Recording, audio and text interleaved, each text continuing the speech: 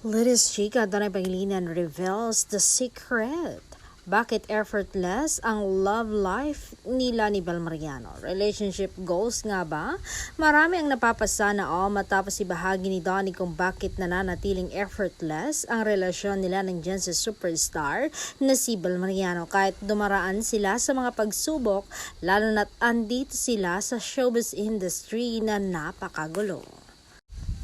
Ayon kay Bel, hindi hadlang ang mga sinasabi ng iba kung pareho kayong committed sa isa't isa. Sa halip na mag-focus sa relasyon, mas pinipili nilang magkaroon ng tiwala, maayos na komunikasyon at respeto sa isa't isa.